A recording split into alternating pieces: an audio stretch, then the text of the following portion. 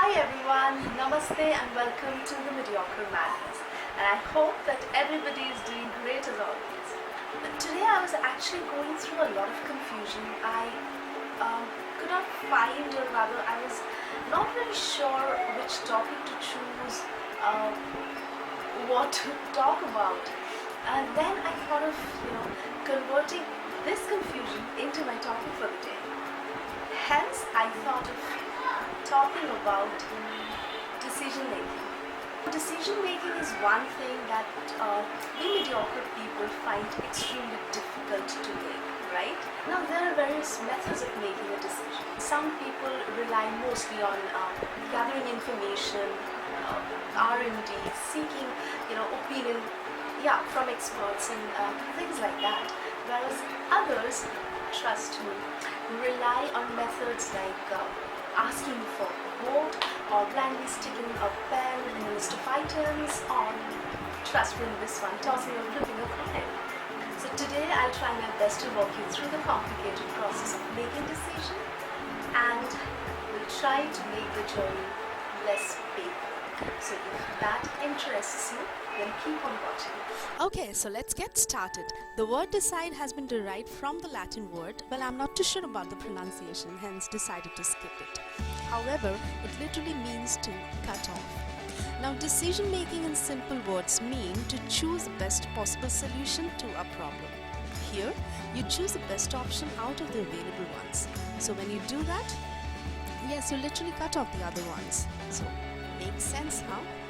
Well, moving on, decisions can be of different types, ranging from trivial decisions that includes daily issues like what to eat, cook, where, maybe which movie to go for this weekend, to life changers like what to study, who to marry, hopes, and which what. Now, there are various methods of making decisions, intuitive and reasoned. The intuitive method is based on pure intuition, also known as gut feeling or the magical sixth sense. This one is based on 1. Past life experience, 2. Learnings about life, and 3. Personal values. However, this method is basically used when the decision is 1. Simple in nature or needs to be resolved at the earliest. Reason method, on the other hand, is based on reasonings, of course. Relies on facts, figures and data. One can, however, say that it may ignore the emotional aspects of the process. Everything has a flip side, right? Moving on to the barriers of decision making. Number 1, not having enough information. It's like making a decision which has got no base. So what to do here? So, number 1, take some time out to gather necessary information even if the schedule is extremely tight. And 2, identify which information is important to you. So, prioritize. That's the key here.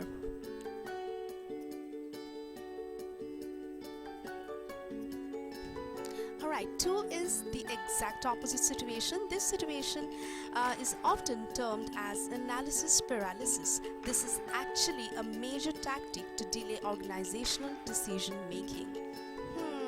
So what to do? Okay, 1. Understand and decide which information is important and most importantly why. And 2nd, of course, set a clear deadline which includes information gathering or the brainstorming session.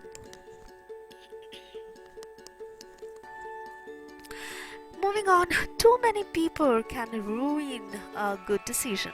This one simply means different viewpoints, different opinions and different perceptions, of course, resulting in, big confusion. So again, what should we do?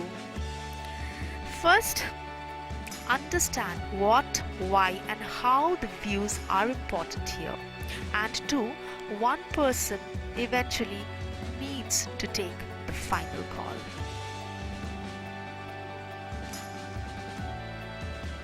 Next up is emotional attachment. We generally get extremely attached to the status quo or comfort zone and don't want to accept changes. Now, to get rid of this, We have to, number one, accept change, understand it is constant and inevitable. And number two, very important, you have to remember that deciding not to decide is also a decision. Okay, so again, the opposite scenario, it simply means you don't care, one, about the situation, and two, how others are feeling. Here, we have to examine the pros and cons of the particular situation and might just come up with something you haven't thought of. Let's discuss some very simple steps to improve your decision making skills. Number one, don't delay. Simple decisions are fun to make. Once made, you can tick them off your list. Whereas critical decisions are, well, critical. They require a lot more time and higher responsibility. So don't delay just because they are difficult.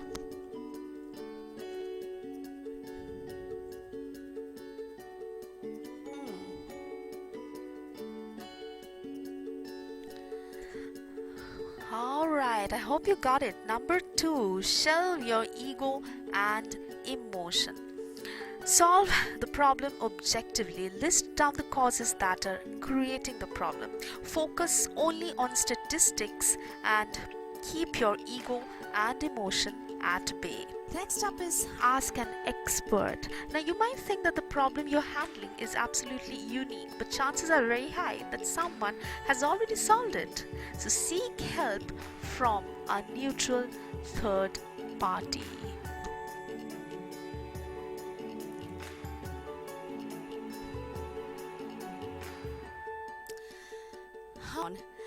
Always and always question your data. Never ever rely on opinions. And always try to be vigilant. Always. Last but definitely not the least, plan for the doomsday. Understanding the underlying risk factors and considering worst scenarios are the key here. If a decision fails, don't ever blame yourself.